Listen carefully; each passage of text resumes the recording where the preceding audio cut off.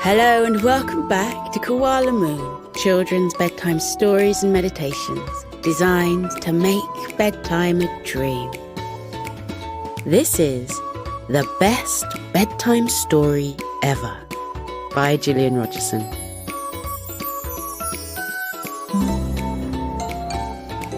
The early evening was Mum's favourite part of the day. It was a relaxing time when she could sit with her children and tell them a soothing bedtime story. As usual, her sons, Kieran and Finn, would take it in turns to request a story, and their mum would either read from one of their favourite books, or she would make up a new story. But that evening, as she sat on the comfy armchair between her sons' beds, she realised there was a problem. The family had been on holiday to France for 2 weeks, and they had filled their days with one energetic activity after the other. And when it had come to bedtime, her sons had climbed into bed and fallen asleep before they even had the chance to ask for a bedtime story. As a result, she had forgotten whose turn it was to choose a story. Kieran snuggled down in his bed and said he thought it was his turn to pick a story, and he would like the one about the gorilla who did magic tricks because it was the funniest story he knew. He chuckled at the thought of it and said it was the best bedtime story ever. His younger brother shook his head and said actually it was his turn to pick a story, and he wanted the one about the rainbow kitten who found some treasure inside a magical willow tree. Finn folded his little arms, gave his brother a long look, and said the kitten story was the best bedtime story ever. Kieran folded his arms as well, and said the gorilla story was the best bedtime story ever. Even better than the story about the astronaut who found a planet made of custard? Finn asked. I thought you liked that one best. Kieran smiled. Yeah, I do like that one. And I thought your favourite was the story about the dragon who loved dancing. Finn unfolded his little arms and giggled. He said he did like the dragon story very much. He wriggled about happily in his bed and asked Mum to tell them the dancing dragon story again. Even though Kieran loved the dragon story too, he told his mum it was definitely his turn to choose, and he wanted the astronaut story now instead of the gorilla one. Finn immediately disagreed and said it was his turn to choose. Mum knew her sons well, and by the looks on their faces, she knew they would be happy to discuss whose turn it was for the rest of the night. She smiled brightly at them and said, I've got an idea. Why don't we work together and make up a brand new story? It might be the very best bedtime story ever. What do you say? Kieran and Finn gave the matter some serious thought for all of 2 seconds. Then they nodded their heads and said they would like that. Good, Mum said with a hint of relief. Kieran, where would you like our story to be set? In outer space, he said without any hesitation. Finn pulled on his mum's sleeve and asked if it could be set in the ocean too, where all the mermaids live. He loved stories about mermaids. Mum nodded. I suppose we can have both places. What characters should we have in our story? Kieran gave his little brother a kind smile and said, the astronaut could be a dragon, and can we have a mermaid too? Mum smiled and said it was their story and they could have whatever they wanted in it, and anything at all could happen in the story. Her sons beamed at each other. The boys had a little chat with each other and decided the mermaid should be called Glittertail, and the dragon's name should be Bob. Can the dragon be purple, please? Finn asked. Mum, Glittertail really wants to play football, Can you make that happen in the story?" "Of course I can," Mum said confidently. "I'm not sure how just yet, but I'll think of something. Now then, settle down in your beds, boys. Wriggle your fingers and toes and take some deep, relaxing breaths." The boys did as they were asked and snuggled down some more in their comfy beds. Mum said softly, "I'll begin my story. It's called The Best Bedtime Story Ever." Once upon a time, there was a purple dragon called Bob. He loved doing all the usual things that dragons like, such as flying over the mountains, dancing under the light of the moon, and playing hide and seek with his friends. But the thing Bob liked doing most of all was standing outside his home at night time and looking up at the stars and moon. There was something so magical about the night sky, and Bob's parents would often find him gazing at it with a faraway look in his eyes. Bob wanted to know how many stars there were in the sky. Did they have names? Did they make a sound when they twinkled? And what about the moon? How big was it? And was there another moon somewhere else in the sky? His parents tried to answer his questions, but they didn't know all of the answers, so they borrowed some books from the library to see if they would help. The books did help with some of Bob's questions, but not all of them. And as he continued to look up at the sky, night after night, Bob came up with more questions. How many planets were in the sky? Who lived on them? And what did they look like? What was beyond the furthest planet? Had any dragons ever flown into space? His parents only knew the answer to the last question, and said as far as they knew, no dragons had ever flown into space. On his birthday, Bob's parents bought him a telescope so that he could see the night sky in greater detail.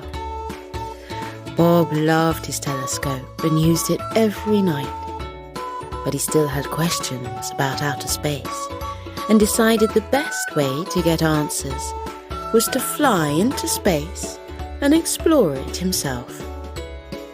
His parents agreed but didn't know how he would get there.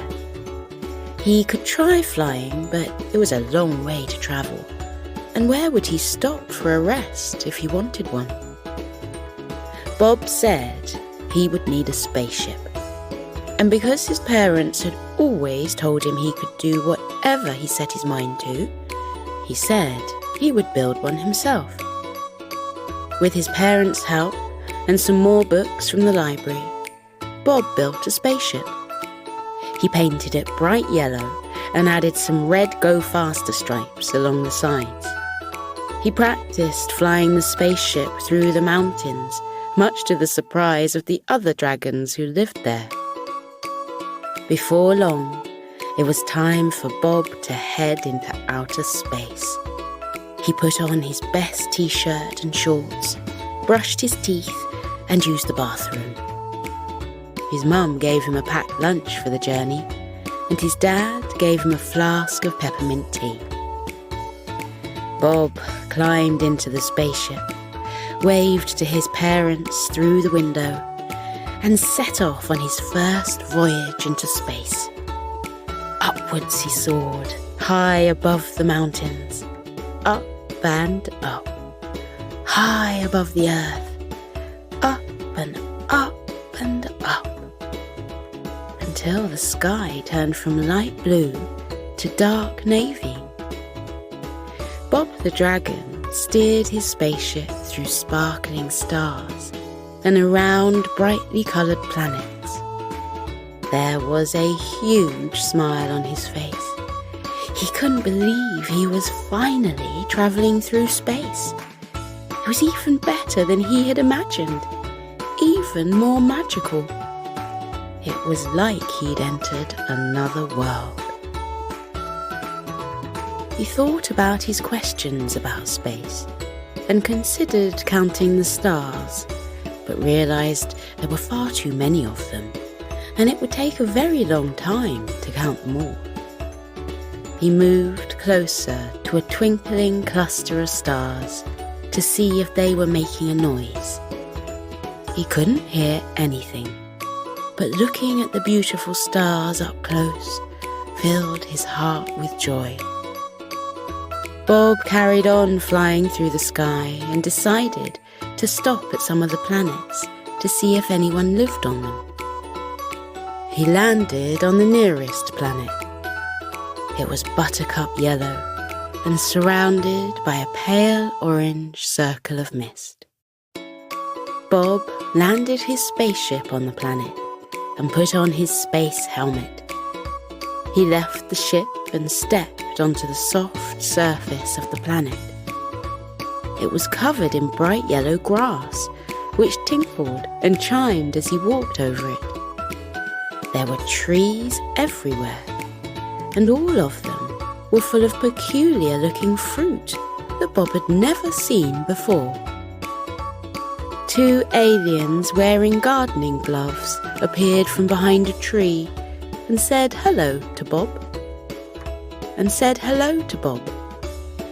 They'd never met a dragon before and were delighted to meet him.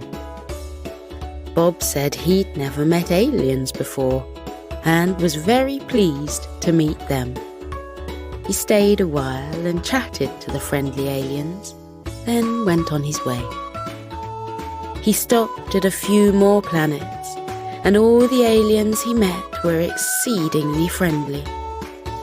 Bob told them where he lived and invited them to visit his home anytime they wanted to. They said they would. Bob went on his way. As he was zooming through the starry sky, Bob noticed something peculiar ahead. A little star was twirling around and seemed to be waving. The star looked like she was dancing. Or was she waving to him? Bob steered his ship closer to get a better look.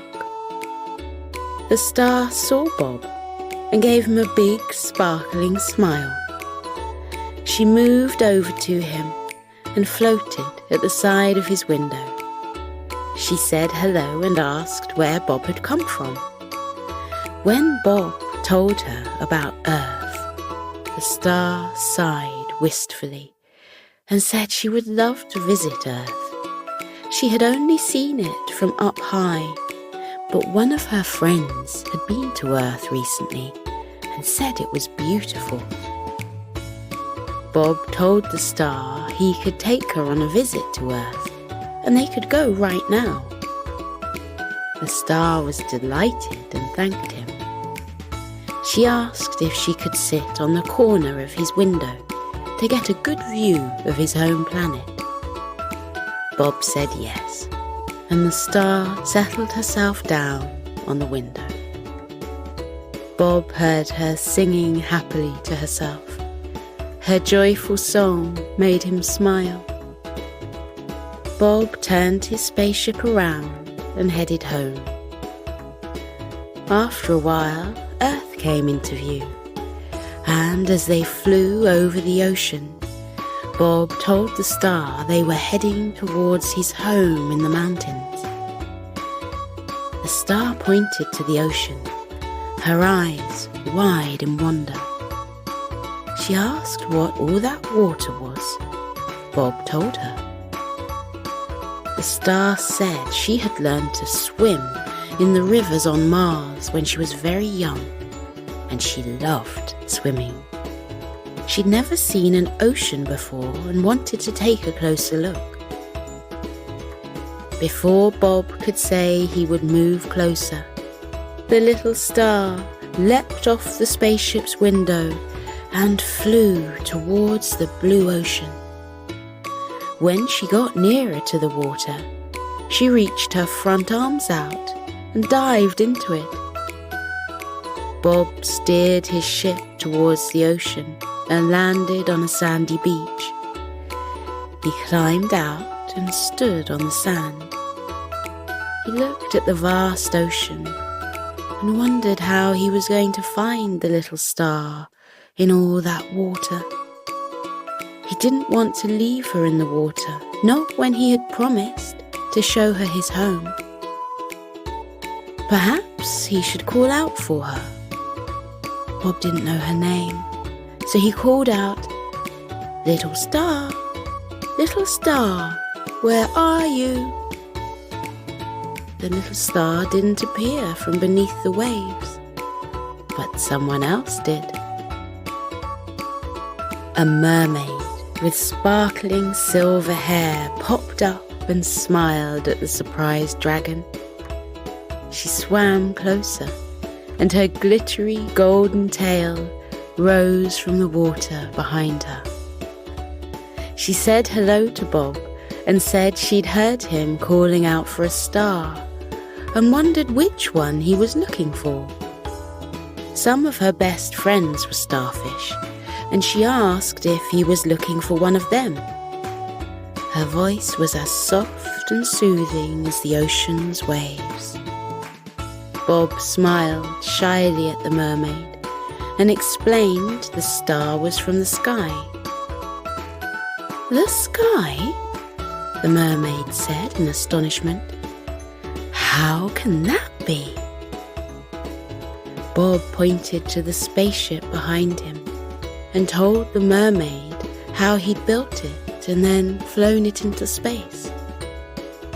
He explained how he'd met the star and that he was giving her a lift to Earth. With a little grin on his dragon face, Bob said, but she decided to go for a swim instead. The mermaid laughed softly and said she would go below the water and search for his friend. She introduced herself and said her name was Glittertail. Bob gave his name.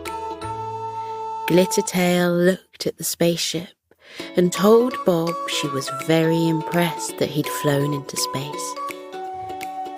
Bob explained it had always been a dream of his to go into space, and he had to make it happen somehow. He asked the mermaid if she had any dreams. With a faraway look in her eyes, Glittertail said, "I do have a dream. I want to play football. I've seen children playing football on the beach many times, and there's just something about the game that fills my heart with joy. I wish I could play it. But there's a problem."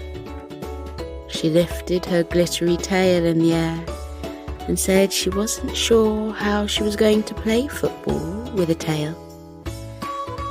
Bob remembered how his parents had always told him he could do whatever he set his mind to.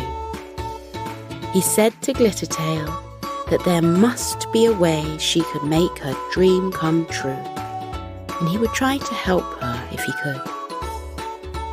Glittertail smiled at Bob and said, "That's a kind thing to say, thank you. I'll go and find your star now. I won't be long." With a flip of her golden tail, the mermaid disappeared beneath the water. A second later, she popped back up with the twinkling star in her hand. She swam over to Bob and held the star out to him. The star had the most enormous smile on her face and said it was a different world under the sea. There were fish shaped like stars, waving grass that looked like it was dancing, animals with 8 arms, and sparkling rocks that looked like they'd come from space. She asked Bob if he'd ever explored the sea. Bob said he hadn't, but hearing the star talk in such glowing terms made him want to swim in the sea too. "But there's a problem," Bob said. "I don't know how to swim." The little star smiled gently at the dragon and said she was a magical star and she could make wishes come true. And because Bob had given her a lift to Earth, she wanted to repay his kindness and give him a wish. Bob looked at the mermaid, smiled, and told the star he would like to give his wish to Glittertail. Glittertail tried to say no, but Bob insisted. The little star looked up at the mermaid and asked what she'd like to wish for. Glittertail said, "I wish I could play football." The little star floated free from the mermaid's hand. She twinkled brightly, and a shimmering cloud of sparkles appeared around Glittertail. The mermaid's mouth fell open in surprise, and she said, "I've got legs, Bob, I've got legs." She swished them back and forth in the water and laughed. "I wonder what they feel like to walk on. I hope I don't fall over." Bob waded into the water and held his hand out to the mermaid. Glittertail put her hand in his and slowly placed her feet on the sandy ocean floor. Bob led her out of the water and onto the beach. He kept hold of Glittertail's hand as she got used to her legs. It didn't take her long at all, and she was soon running and skipping along the sand, laughing in delight. Using her magic, the little star made a blue football appear. She threw it over to the dragon and asked if he knew how to play football. Bob did, and spent the next 10 minutes showing Glittertail how to play the game. The little star sat on a rock and watched the dragon and the mermaid kicking the football back and forth as they ran across the sand. Their joyful laughter filled the air, making the star so happy that she glowed brighter and brighter with every second that passed. Whenever someone scored a goal, the star cheered loudly. After a while, Bob and Glittertail decided to have a rest, and they sat next to the resting star. The mermaid wriggled her toes in the soft sand and smiled. She thanked the star for giving her legs. The little star said, "You are welcome. I'll tell you the magic words to use, and you can have your tail back whenever you want. And if you want to have legs again, the same magic words will give you legs again." Glittertail thanked the star again. The star smiled and said she was having a lovely time with them in the sunshine, and it was because of Bob that she was there. The star told Bob he could have another wish, and maybe he'd like a tail this time, so he could go swimming in the ocean with Glittertail. Bob thought that was a great idea, but he had something else in mind. He looked at his spaceship and said his wish would be for Glittertail and the star to go on adventures with him in space. He'd only explored part of it so far, and with the star's help, they could travel beyond the galaxies and perhaps find new planets. The star shone brightly, and said she would love that and didn't need to use a wish to make that happen. With a smile, she explained how she'd heard a fable about a planet far, far away that was full of trees who told bedtime stories to visitors. Bob asked Glittertail if she'd like to go with them too, and if so, was she okay keeping her legs a little longer? Glittertail said, "I would love to go with you. Perhaps there's a planet out there where everyone plays football all day." Bob looked up at the endless sky and said anything was possible. Bob, Glittertail, and the little star climbed into the spaceship and took to the sky. Upwards they soared, high above the deep blue ocean. Up and up, high above the earth, up and up, until the sky turned from light blue to navy. Bob the dragon steered his spaceship through sparkling stars and around brightly coloured planets. There was a huge smile on his face. Travelling through space with his new friends at his side made him feel all warm and fuzzy inside. Together, the three friends explored the outer reaches of space. To Glittertail's delight, they did find a planet where aliens played football all day long. She joined in with the games and had a wonderful time. Bob and the star cheered her on from the sidelines. They found a planet that was made of cake, and when they landed on it, the aliens invited them to join them in a cupcake picnic on Raspberry Sponge Hill. The three friends discovered more amazing planets, including one where waterfalls of sparkling lemonade flowed from marshmallow mountains into huge lagoons full of glittering emerald water. The three friends found the mystical planet where trees told bedtime stories to visitors. Bob landed the spaceship on the planet.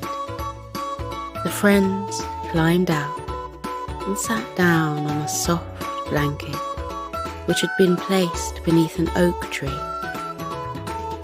A gentle whisper of a breeze travelled through the leaves of the tree, making a soft, rustling sound. A kind face appeared in the trunk of the tree, and he smiled at the visitors. In a deep, soothing voice, he asked if they were ready to hear a bedtime story. The dragon, mermaid, and star nodded. Bob yawned, and his friends did too. The tree began. Once upon a time, there were two boys called Kieran and Finn, and they lived in a place far away. They loved hearing bedtime stories, and every night, as they listened to one, the words of the stories would gently lull them to sleep. Finn and Kieran's mum stopped talking. She looked over at her sons. They were both fast asleep, all snug and cosy in their beds. She wondered how much of the story they had heard. She would ask them tomorrow. They would probably want to hear it again. Mum walked over to the window and looked up at the starry sky. She smiled. Perhaps there was a dragon in a spaceship up there, going on adventures with a little star and a mermaid with sparkling silver hair called Glittertail.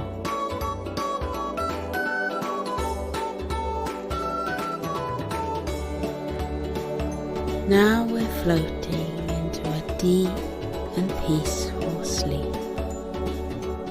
Feel how your muscles are relaxing. Your arms are heavy and your legs are too, as they loosen and release any tension remaining from the day. Feel how you let your body fall into the cozy warmth of your bed. Close your eyes. Let your eyelids be heavy. Breathe deeply. Breathe in and out. Breathe in and out as you continue to breathe deeply, and as you keep feeling how your body becomes soft and heavy with sleep. Let your mind drift away. That is the wonderful secret about sleep. While your body rests, lying heavily in your bed, your mind is set free, like a bird taking flight from a branch and flying up and up and up into the air. Feel how your mind loosens now, like a balloon that has been untied from a fence, and floats up and up and up like a bird. Up and up and up it floats towards the sky, until it reaches up into the clouds. Imagine that you have risen up high above the world, and your head has poked up through the clouds. Then spread out all around you in the silvery moonlight, white fluffy clouds that look like cotton wool or marshmallows. They look so soft and squishy. You can lie back on them and roll around in them. Try it now. Lie back in the soft cradle of the clouds. Feel how they swirl and wrap around your body, holding you gently in the world of sleep. Clouds come in all shapes and sizes. Some are big and fluffy, some are slender wisps. Some look like puffy mushrooms, and others look like paintbrush strokes that have been left on the dark sky. Let your body relax. Let your mind relax too. Let your mind float off into sleep. You are peaceful. You are safe. You are being held in the cozy warmth of sleep. With your eyes closed, let your mind drift up, up, up and away. In the world of dreams, you can go anywhere you like. You can float on blue oceans with ripples and tufts of waves. Or you can visit castles built in the sky with spiralling turrets and drawbridges over sparkling moats.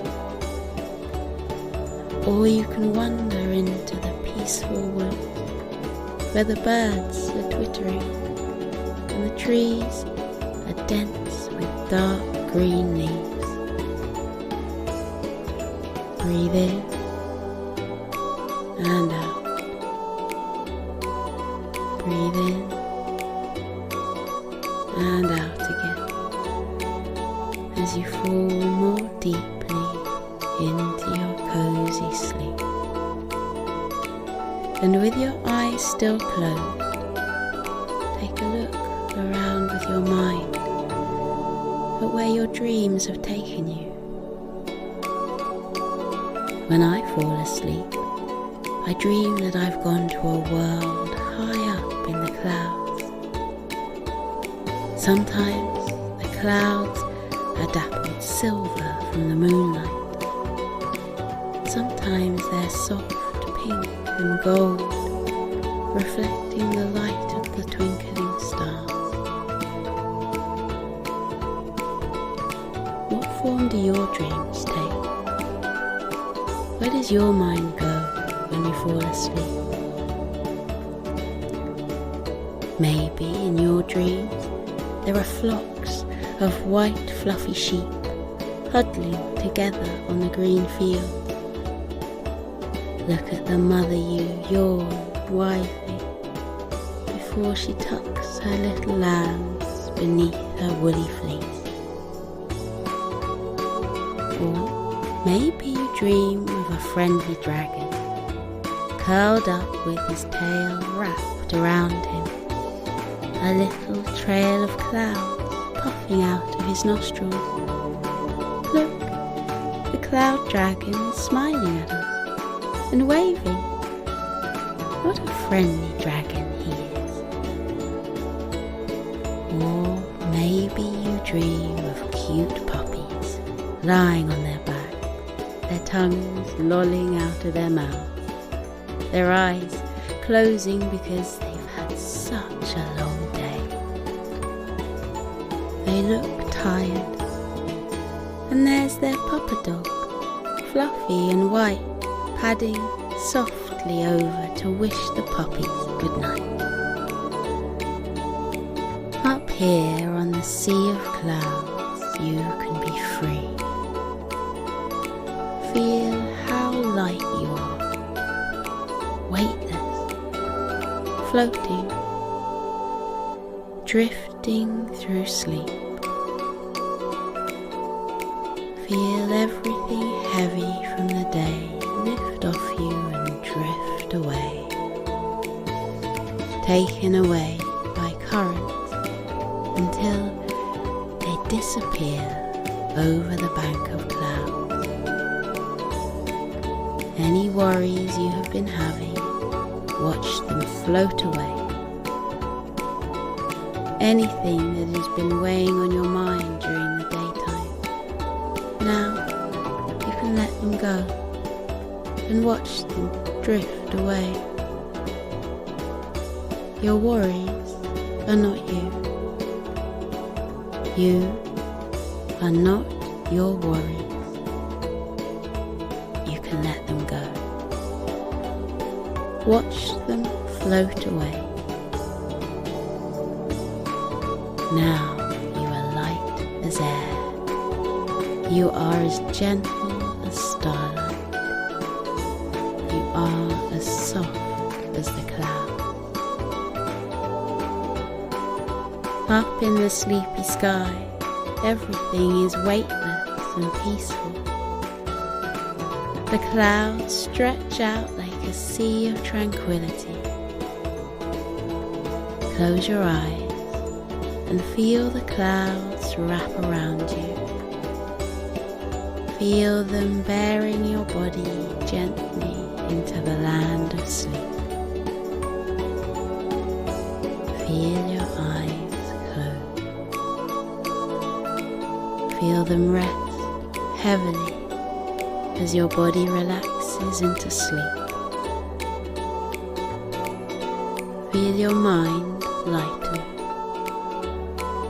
Feel it loosen and drift away, light as a feather, soft as the clouds.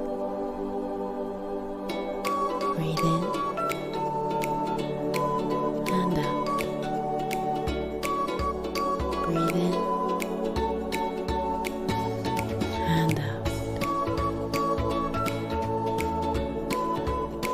The world of clouds is waiting for you. Let yourself fall into the clouds' soft, warm hug. They're here to protect you. They are here to cushion you. They are here to hold you as you enjoy your deep and peaceful sleep. Sleep well, little one. Sleep well in the land of clouds. Feel how light you are. Feel how weightless, floating, drifting through sleep, light as air.